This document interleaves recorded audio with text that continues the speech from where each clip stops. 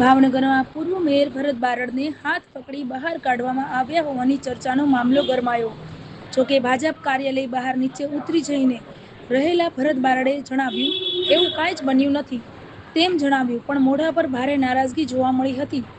હું પાર્ટીનો સનિષ્ઠ કાર્યકર્તા છું, પાર્ટીના વિકાસમાં મારું પણ યોગદાન તેમ કહીને પોતાની પાર્ટી પ્રત્યેનો પ્રેમ વ્યક્ત કર્યો. જોકે અગાઉ પાર્લામેન્ટરી બોર્ડ બેઠકમાં તેને સ્થાન નહીં આપતા નારાજગી વ્યક્ત કરી.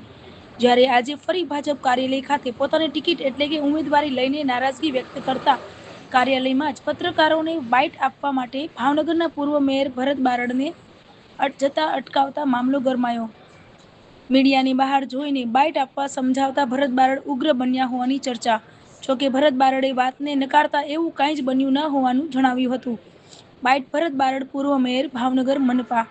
જ્યારે આ તકે શહેર ભાજપ પ્રમુખે કહ્યું કે ટિકિટ અંગેની નિર્ણય પાર્લામેન્ટરી બોર્ડનો હોય છે, જેમાં તેમની ઉંમર છતાં અમોએ ત્યાં સૂચન કરેલું છે કે જો ટિકિટ અપાય તો ભરત બારડને આપી. જ્યારે તેઓ પાર્ટીના જૂના અને સક્રિય કાર્યકર છે, બધું જ ઘીના ઠામમાં ઘી પડ્યું રહેશે.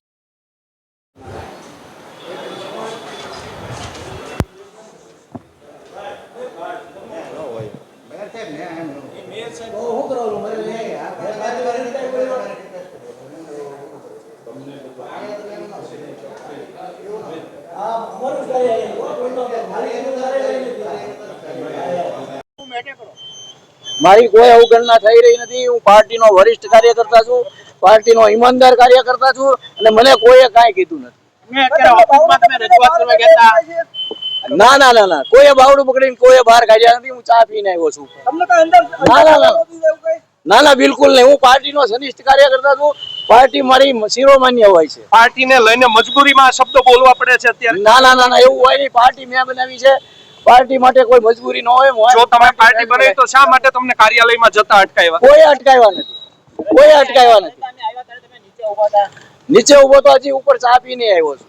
અચ્છા, કોની ચા પીધી ભરતભાઈ? નહીં, હું અમારે હોય જ છે ચા પાણીનો પ્રોગ્રામ। કોની સાથે બેસીને પીધી? બધાની સાથે બેઠી, વચ્ચો વચ બેઠો। ભરતભાઈ, મીડિયાથી શા માટે તમે સત્ય વાત છુપાવી રહ્યા છો? ના ના, કાંઈ સત્ય વાત છુપાવી નથી રહ્યો। નારાજગી હોય તો કહેતા હતા કે ભાઈ તમે ટિકિટના દાવેદાર છો, છતાં દાવેદાર હોય શકે છે, પણ પાર્ટીના નિયમમાં હોય એ રીતે કામ કરવાનું હોય।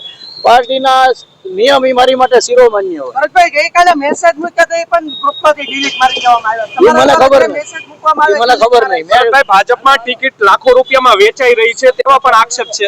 ના ના, મને કોઈ એવું નથી।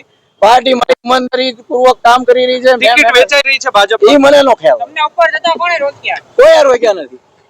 અત્યારે કેમ તમે ભાગી રહ્યા છો? ભાગી નથી રહ્યો ભાઈ, હું સવારનો અહીંયા બેઠો હતો। તમે સીસીટીવીમાં આવ્યો છો, ચા પાણી પીવા આવ્યો?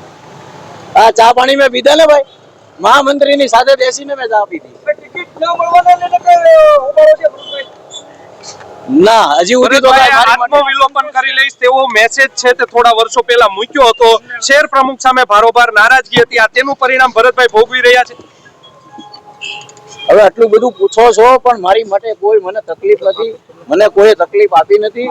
હું પાર્ટીનો શિરોમાન્ય સનિષ્ઠ કાર્યકર્તા છું, સાદગીપૂર્ણ જીવી રહ્યો છું અને મહેનતુ કાર્યકર્તા છું। મારી પાર્ટીને ઝાખપ આવે હું કોઈ કાર્ય કરી શકું નહીં।